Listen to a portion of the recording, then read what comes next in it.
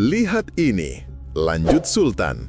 Masukkan unta kecil ini ke dalam botol, tanpa memecahkan botol, tanpa memotong unta, dan tanpa sihir.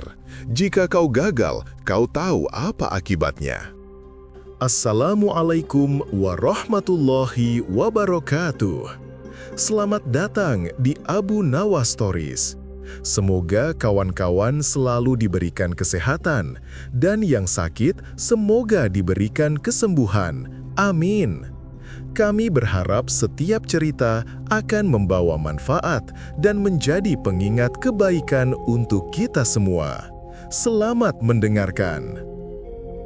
Abu Nawas dan unta di dalam botol.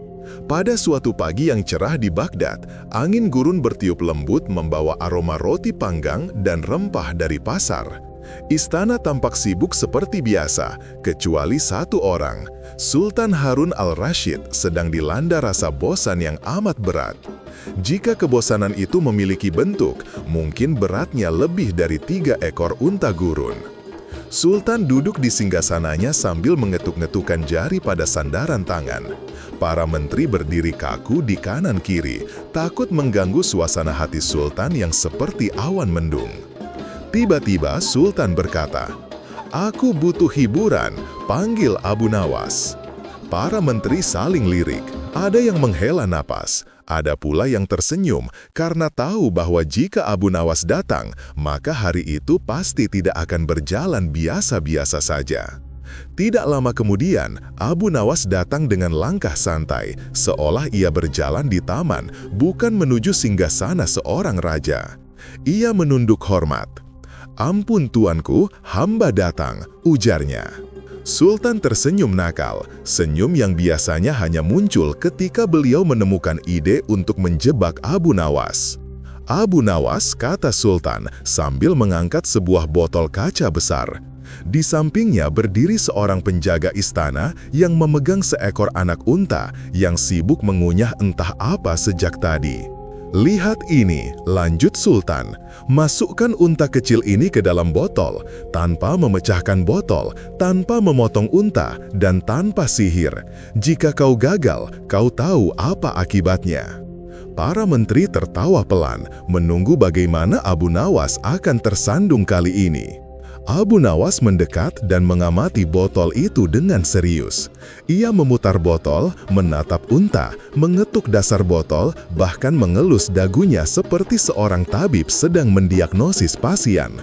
Unta itu hanya melongo, seolah bertanya-tanya mengapa ia menjadi pusat perhatian. "Ampun tuanku," kata Abu Nawas akhirnya, "tugas ini bisa hamba lakukan dengan satu syarat." Sultan mengangkat alis. "Apa syaratmu?" "Syaratnya," kata Abu Nawas dengan nada sangat hormat, "unta ini harus hamba masukkan ke botol ketika ia masih belum lahir, atau setidaknya ketika ukurannya belum lebih besar dari lebar mulut botol." Para menteri saling menatap. Sejenak istana sunyi, lalu satu menteri tak tahan dan tawa pun meledak seperti panci rebusan yang tutupnya terlepas. Sultan sendiri mencoba menahan tawa, tapi gagal. Ia menepuk-nepuk paha sambil tergelak. "Abu Nawas," kata Sultan sambil mengusap air mata tawa, "bagaimana mungkin aku memberimu tugas yang seperti itu?" Abu Nawas tersenyum kecil. "Hamba juga bertanya-tanya tuanku, bagaimana mungkin memasukkan unta sebesar ini ke dalam botol sekecil itu?" Kemudian ia menambahkan dengan nada polos, "Jika unta bisa masuk ke botol itu, pastilah istana ini sudah penuh oleh botol-botol berisi kuda, unta, dan gajah." Para menteri tertawa lebih keras lagi. Bahkan unta pun entah mengapa mengeluarkan suara yang terdengar mirip tawa. Sultan mengangguk-angguk sambil tersenyum lebar. "Engkau benar-benar licik dan cerdik, Abu Nawas. Baiklah, aku nyatakan engkau lolos dari teka-teki ini." Namun Sultan belum puas. Ia mencondongkan badan dan berkata, "Tapi jelaskan kepadaku, bagaimana kau bisa menjawab begitu cepat?" Abu Nawas menjawab dengan suara lembut namun mantap, Hamba sudah lama belajar bahwa sesuatu yang mustahil tidak akan menjadi mungkin hanya karena dikehendaki seorang raja. Ifrit pun tak mampu melakukannya, apalagi hamba yang lemah ini. Sultan tertawa lagi. Benar, benar sekali. Sebagai hadiah, Sultan memberikan beberapa kantong dinar dan seekor kambing gemuk yang tampak lebih senang daripada siapapun hari itu.